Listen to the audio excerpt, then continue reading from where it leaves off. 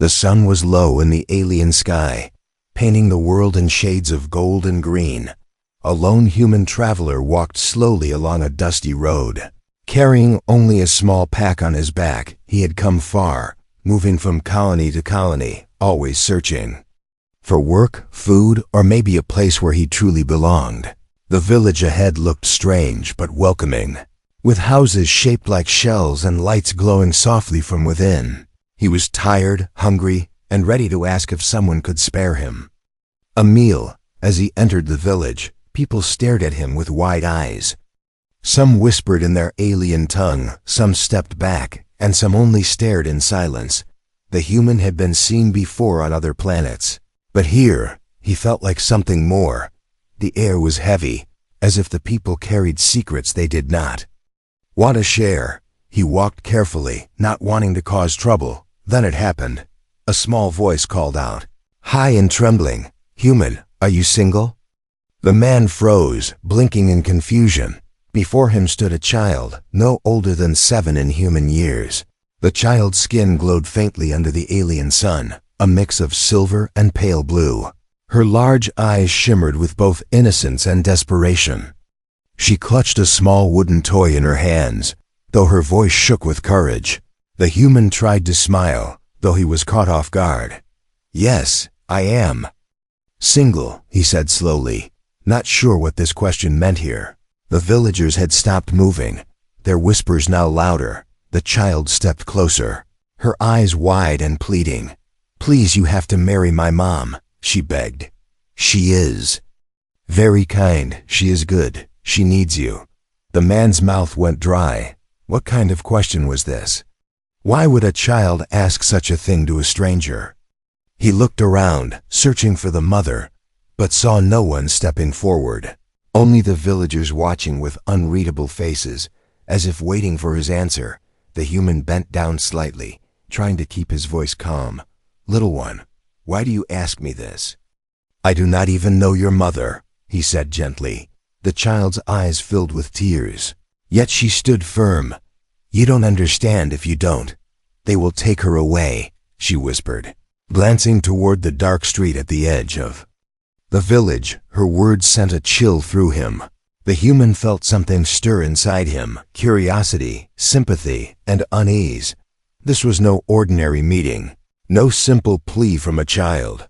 This was desperation, born from fear. He could feel the weight of the villagers' stares pressing on his back.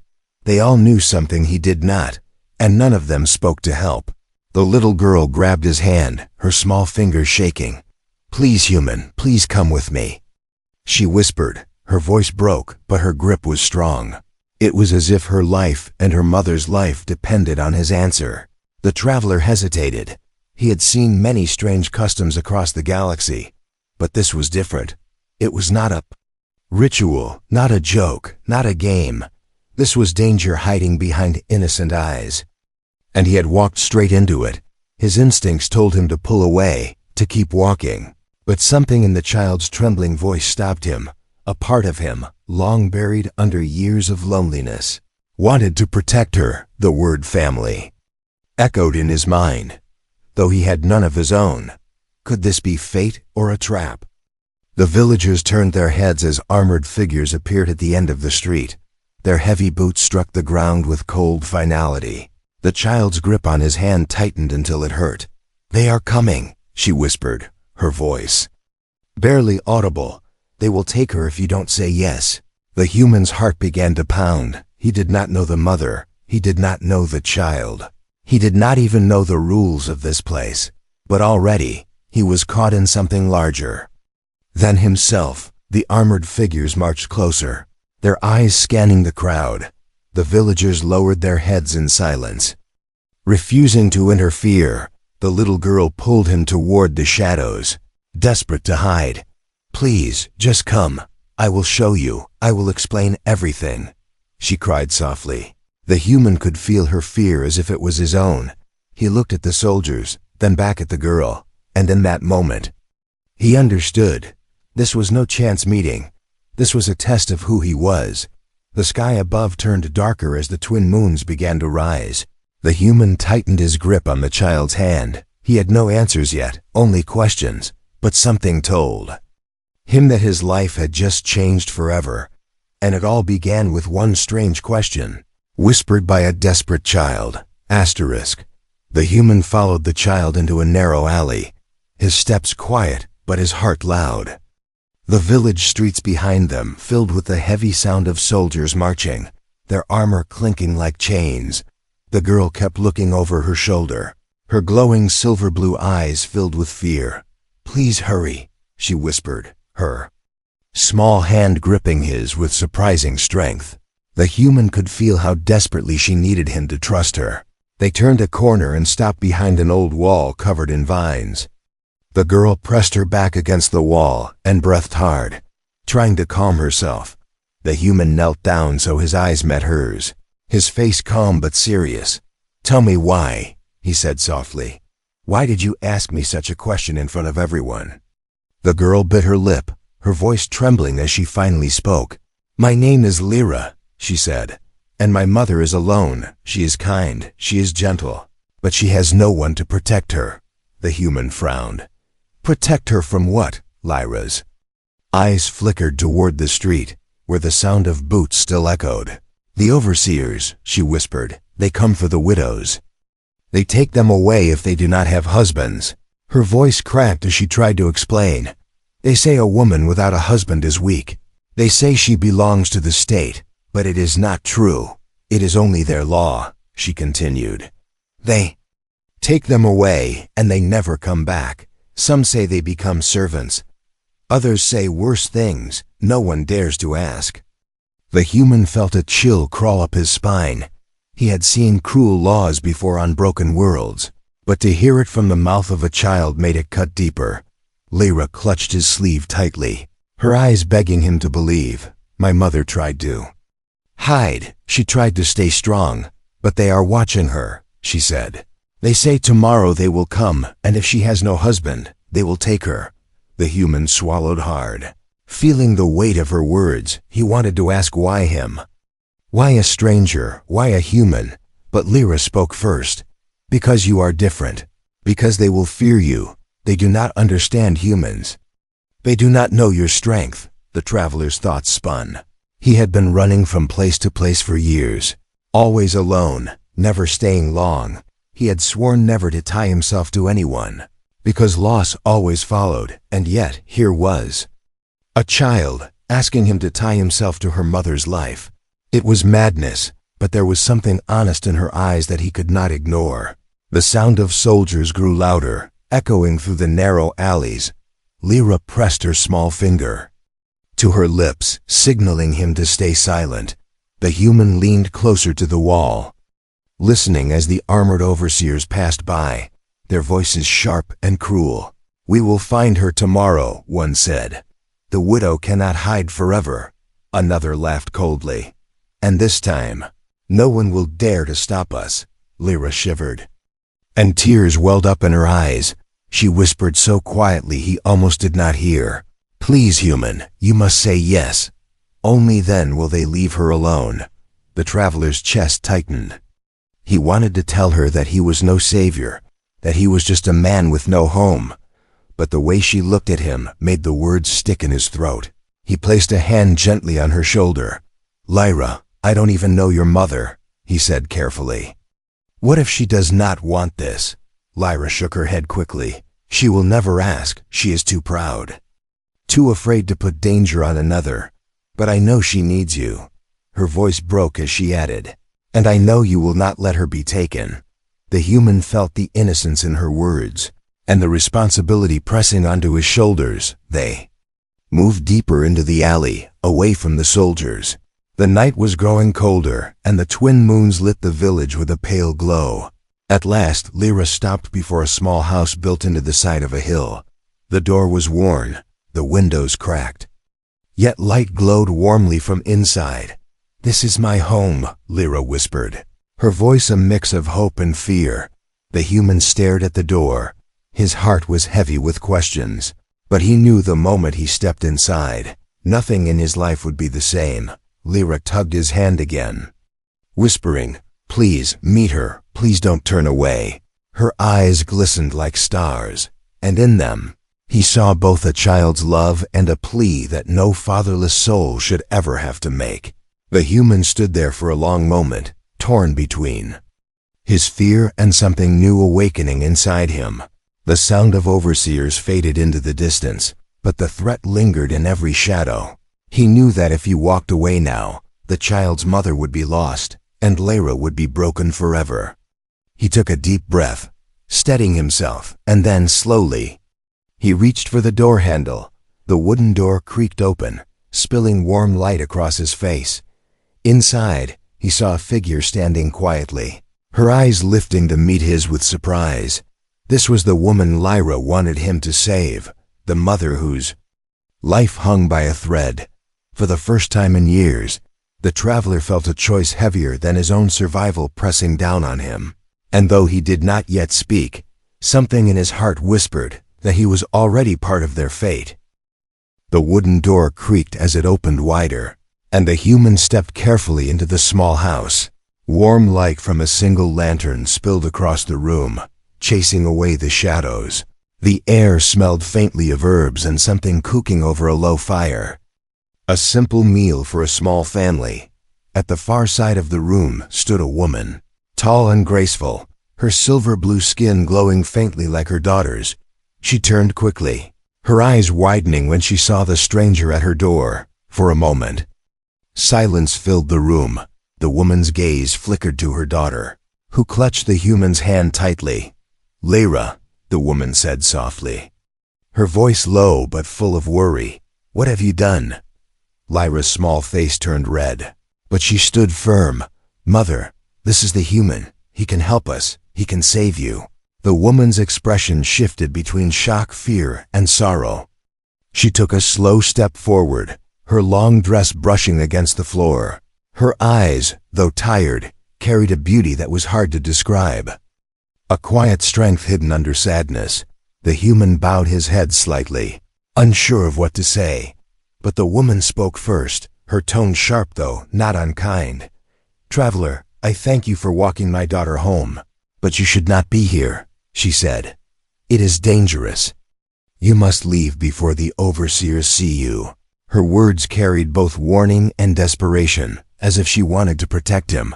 But Lyra shook her head, her small hands clinging to her mother's dress now. "No, Mama, he must stay. He must be the one. They will take you tomorrow if he does not." The woman's face tightened, and she closed her eyes as if in pain. "Lyra, hush," she whispered. "Do not speak of such things in front of a stranger." Her voice trembled, and the human saw the weight of fear pressing down on her. He stepped forward slowly, his voice calm. "Your daughter told me. She begged me to come. She believes you are in danger." The woman's hands shook as she covered her face for a moment. When she lowered them, her eyes were wet but steady. "She is only a child. She should not carry such fear," she said, her voice breaking. "But it is true. Tomorrow the overseers will come, and I will have no choice." Her words struck the human like cold steel. He glanced around the house, seeing the signs of a life lived in quiet struggle. The walls were cracked, but carefully patched. The fire was small, yet kept burning for her daughter. This was not the home of someone careless or weak. This was the home of someone who fought silently every day. The woman looked at him again, her eyes narrowing with suspicion. "But why would you listen to her? Why would a human involve himself in the affairs of our kind?" Her tone was sharp, but underneath, there was a fragile hope she tried to hide. The human thought for a moment, his voice steady but quiet. "Because your daughter asked me, because she believes in me, and because I cannot turn away." The room grew silent, broken only by the soft crackle of the fire. Lyra looked between them, her small eyes filled with determination. "See, Mama. He will not leave us," she whispered. "He will protect you. He will be your husband. Then they cannot take you." The woman gasped and knelt quickly, pulling her daughter into her arms. "Oh, Lyra, you cannot ask such things from a stranger," she cried softly. "You do not understand what it means." Lyra's voice was muffled against her mother's dress, but strong. "I understand enough. I know they will take you. I know I will be alone. I do not want to be alone." Her words cracked the human's heart like glass. He had been alone for years, wandering from world to world, never belonging anywhere. Now he saw that same loneliness in the child's eyes, and it hurt more than he expected. The woman looked at him again, her eyes softer now. "You should leave while you can, traveler. They will punish you too if you stay." But the human stepped closer, shaking his head. "I have seen men like them before. I know their kind. They are strong because others bow to them." His voice grew firm. "But I do not bow." The woman's lips parted as if to speak, but no words came. For the first time she seemed unsure. Caught between fear and the faint spark of trust, Lyra reached out and took both their hands, placing them together. "Please," she whispered, "just for tonight, stay with us. If you leave now, I will lose her tomorrow." Her voice carried the weight of a promise and a plea. The human felt the warmth of the woman's hand in his. Fragile yet steady, she did not pull away, though her eyes glistened with uncertainty. In that moment, the firelight reflected on their faces, binding them in silent understanding. The traveler realized he had stepped into something greater than chance. This was not just about survival. It was about belonging, about family outside. The sound of overseers echoed faintly through the village once more. The woman pulled her daughter closer. The human stood firm beside them. The shadows of danger pressed against the house, but inside, a spark of hope flickered to life. The night was long, the threat was near, but for the first time in years, the human did not feel alone, and neither did they. The night passed slowly inside the small house. Though none of them truly slept, the human sat near the window, his eyes scanning the village streets, listening to every sound carried on the cold wind. Lyra curled up beside her mother, clinging tightly as if afraid she would vanish. The mother's eyes stayed open, her face calm but her thoughts heavy.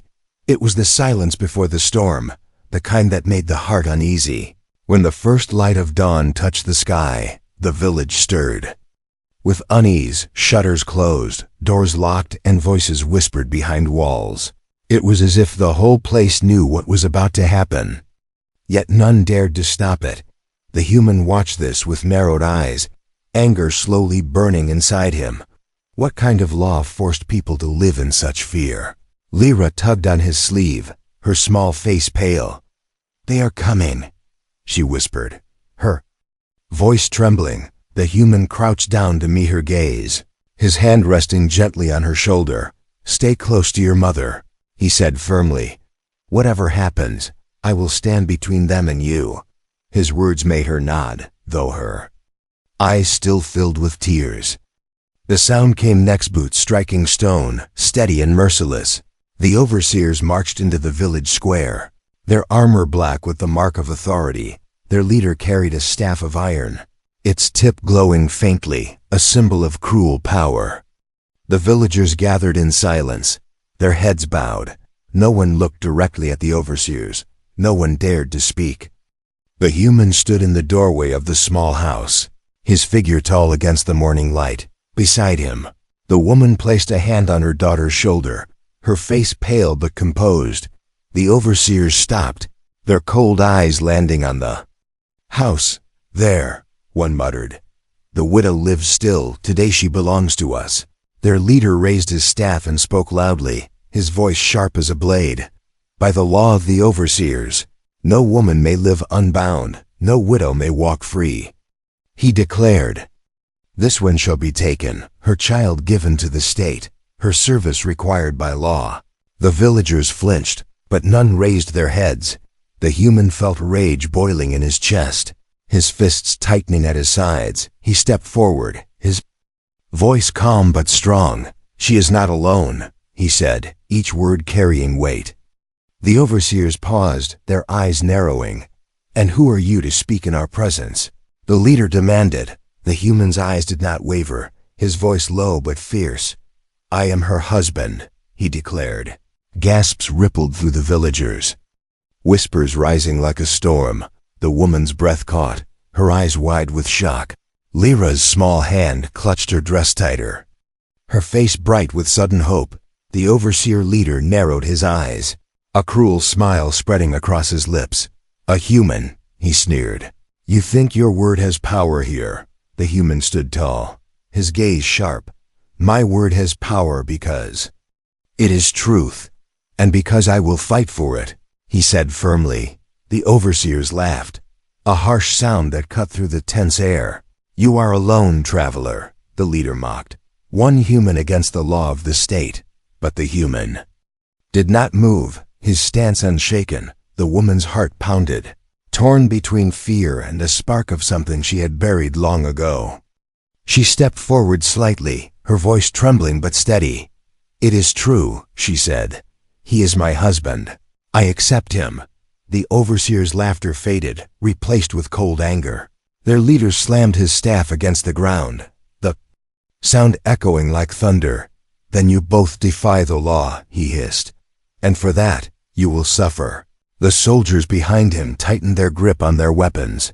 The villagers looked away, afraid to watch what would come. But among the crowd, some eyes glimmered with quiet hope.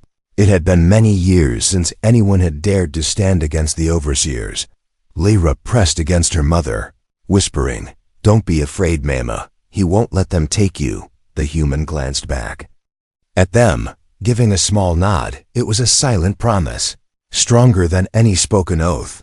The overseer leader raised his staff again, his eyes burning with fury. "If you claim her, then you fight for her," he spat. "Let us see if your strength matches your words." The human stepped forward into the square, the crowd parting in silence. The woman reached out as if to stop him, but Lyra held her back. "Believe," the child whispered, her voice trembling but full of faith. The overseers spread out, circling the human like wolves around their prey. Their armor gleamed, their weapons sharp. But the traveler's eyes did not falter. He had fought before, he had bled before. He had faced enemies stronger than himself, but never had he fought for something that mattered this much. Never had he stood to protect not only his own life, but the lives of two souls who looked at him as more than a stranger. The square grew silent, the air heavy with tension. The shadow of threat had finally revealed itself, and the test of his courage had begun.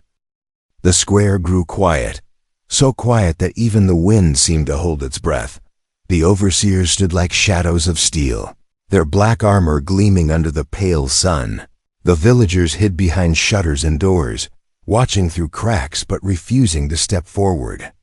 The human stood alone, his boots on the cracked stone, his eyes locked on the overseer leader.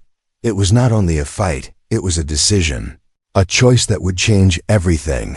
The overseer leader raised his staff, the iron tip glowing faintly. "You defy the law, human, and for that, you will bleed," he said with a cruel smile. The human did not flinch, his voice steady. "If your law is built on fear, then it deserves to be broken," he replied. The words carried across the square like fire, making the villagers whisper louder. Lyra clung to her mother's dress, her wide eyes fixed on the human. "Please, Mama, he will save you," she whispered, hope trembling in her small voice. The mother held her child close, her heart torn apart.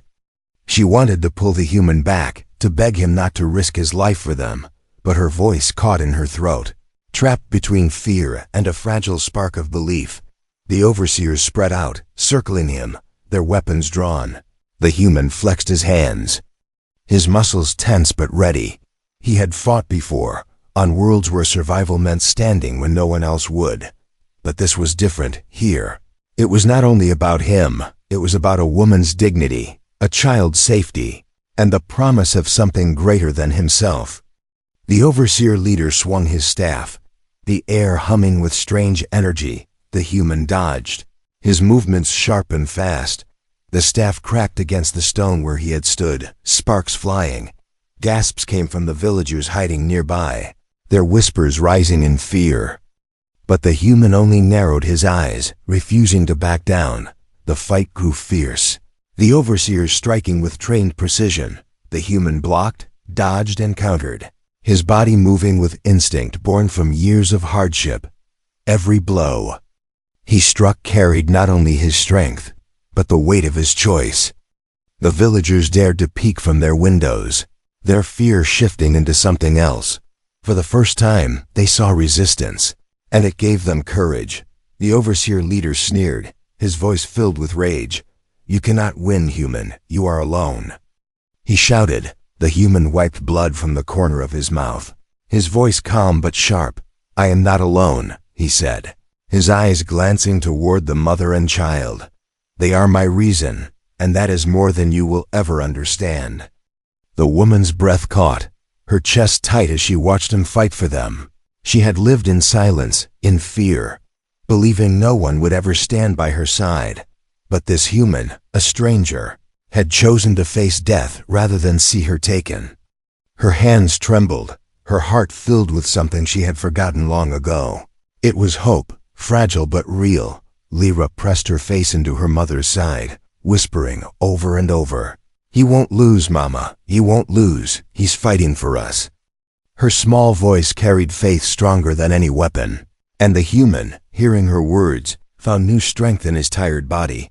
His movements grew sharper, his strikes heavier, his resolve unshakable. The overseers stumbled, surprised by the human's resistance. They had expected fear, surrender, another silent victim. Instead, they found defiance, a force they had never faced before. The leader growled, his staff blazing brighter, preparing one final strike.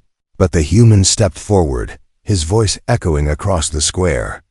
"This ends now," he said firmly. He lunged, knocking the staff aside, his fist striking with the weight of his will. The overseer leader staggered back, his armor dented, his pride shattered.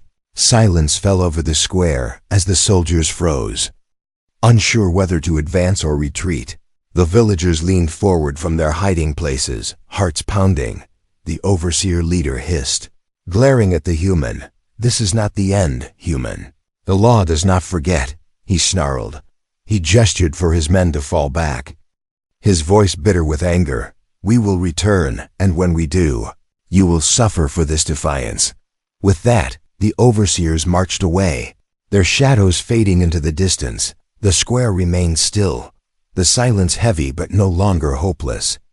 The villagers stepped out slowly, their eyes wide with awe. For the first time in years, someone had stood against the overseers and lived. Whispers spread quickly, voices trembling with new courage. The human fought them. He did not bow. He did not fear, they murmured. The human turned back toward the house, his body bruised but his spirit unbroken. Lyra ran to him, her small arms wrapping tightly around his leg. "You did it," she cried. "You really did it. They could not take her." The woman stood at the doorway, her eyes shining with tears she could no longer hold back.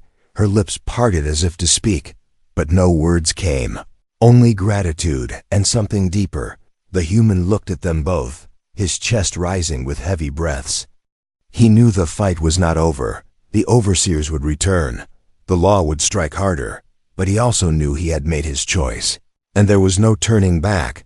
He was no longer just a traveler wandering alone. He was part of something, a protector, a husband in name, a father in spirit. The villagers bowed their heads to him as he passed, silent but full of respect. The human realized his choice had not only changed his own fate, but theirs as well. A single act of defiance had lit a flame in a village drowned in fear. And though the shadows of threat still loomed, a spark of freedom now burned in the hearts of many, and it had all begun with one desperate plea. The day after the battle in the square, the village was no longer the same. Whispers carried from house to house, voices trembling with both fear and awe. The human had done the unthinkable. He had stood against the overseers and forced them to retreat, yet every villager knew the overseers would return, stronger, angrier, and determined to crush anyone who dared to resist. The shadow of power was not gone.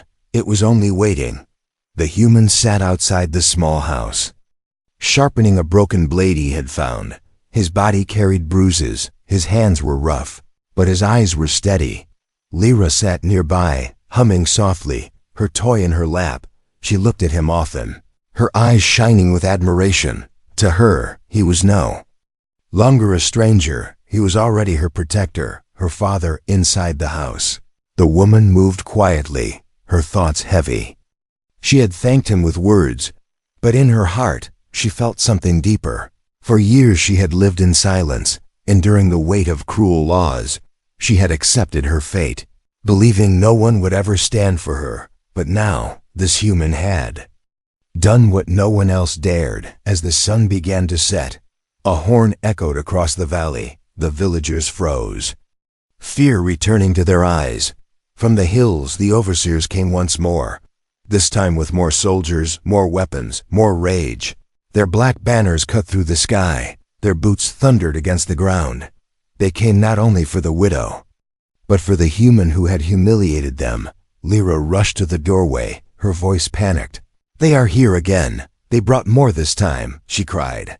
The mother pulled her close, her arms trembling. The human stood, gripping his blade tightly, his face calm but fierce. He looked at them both and spoke quietly. "Stay inside, no matter what happens."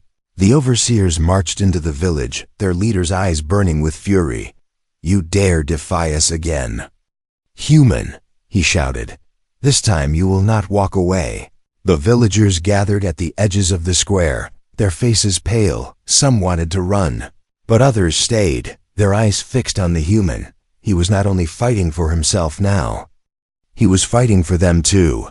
The overseer leader slammed his staff to the ground, sparks flying.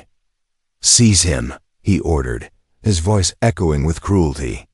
The soldiers surged forward, their weapons gleaming. The human charged to meet them, his blade flashing in the dim light. Steel clashed against steel, the sound ringing through the square like thunder. The villagers gasped as the battle unfolded. Before their eyes, the human fought with fury, his movements quick and sharp. He blocked strikes, dodged blows, and countered with strength born of survival.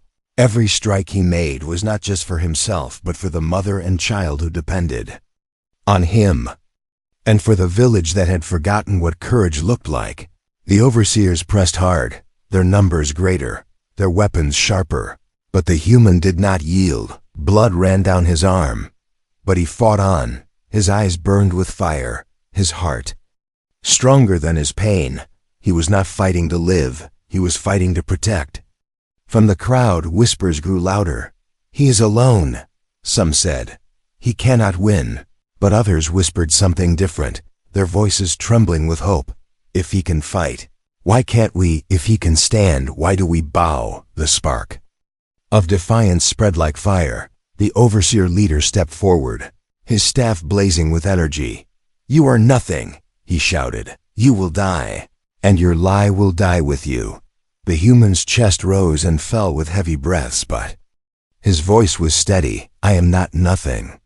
I am a husband, I am a father, and I will never bow to you," he roared. The words shook the villagers, the truth of them stronger than any weapon.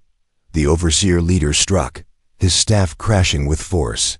The human raised his blade, blocking the blow, sparks flying.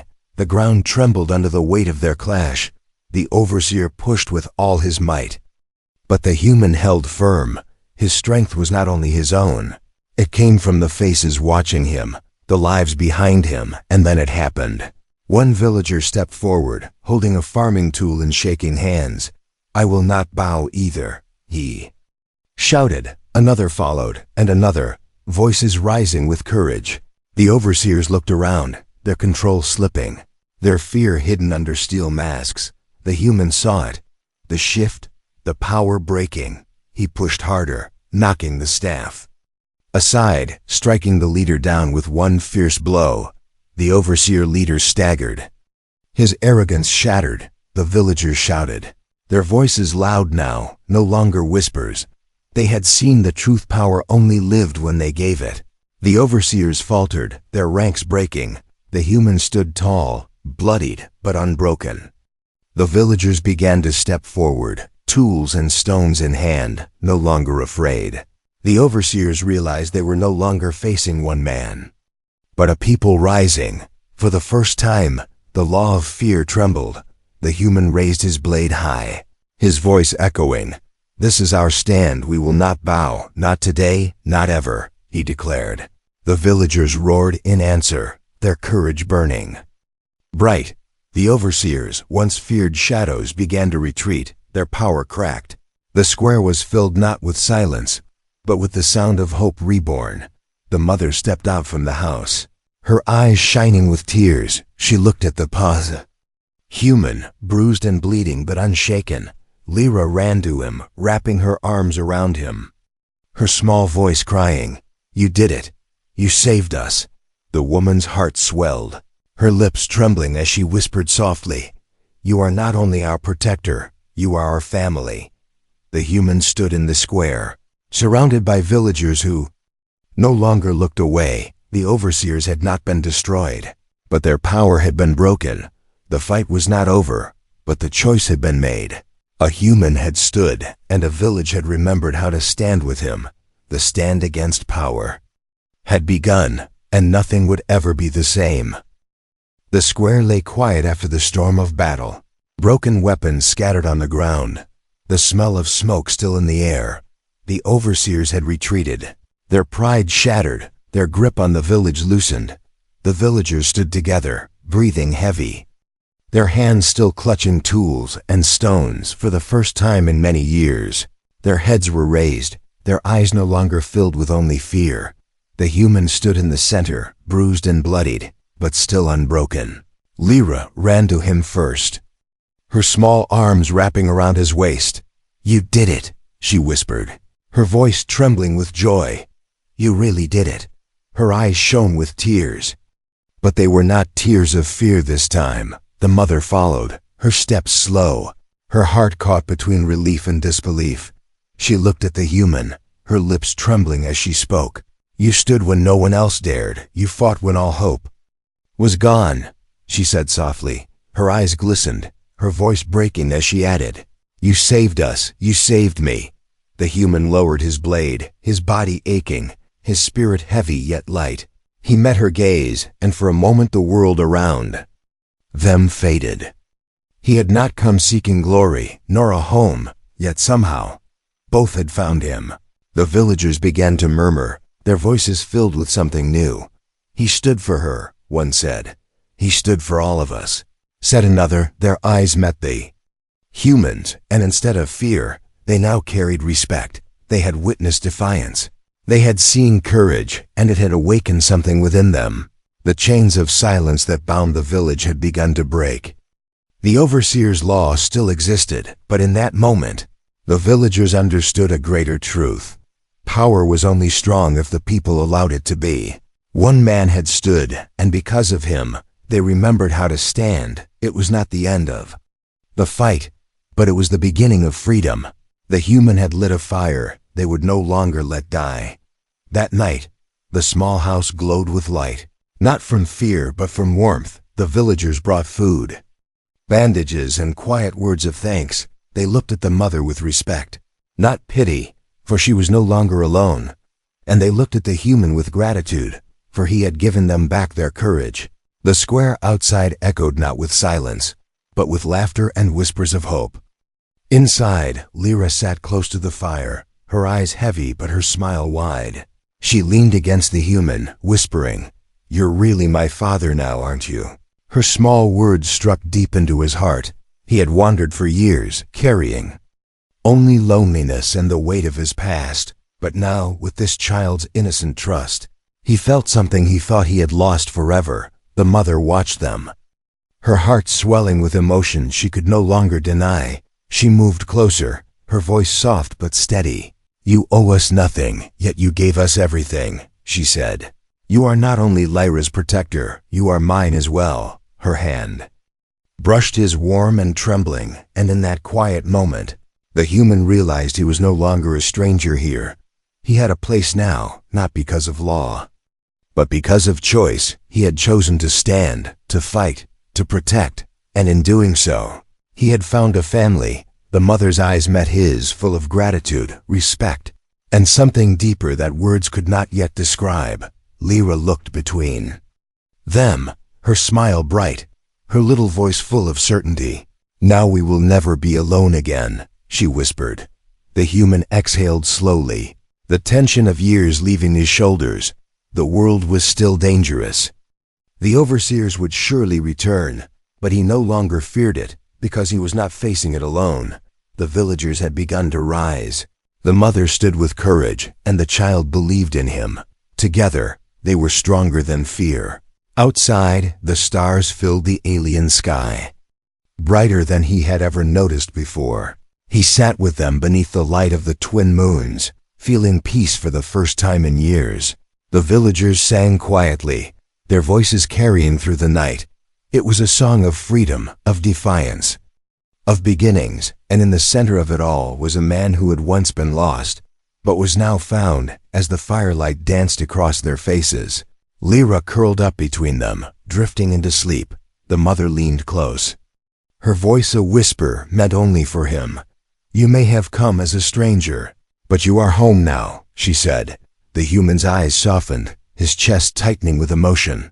Home, a word he had not dared to believe in until now. The battle had changed more than the fate of one widow and her child. It had changed an entire village. It had lit a flame in their hearts. The overseers would come again, but next time, they would not face silence. They would face a people no longer willing to bow, and at the heart of it, a human, a mother, and a child who had become a family. The night stretched on, peaceful and strong. The future was uncertain, but for the first time it was not empty. The human closed his eyes, listening to the sound of the fire, the child's soft breathing, the woman's quiet presence. He knew the road ahead would be hard, but he also knew this was where he belonged. And as the stars watched above, a new story had begun, one written not by fear, but by love.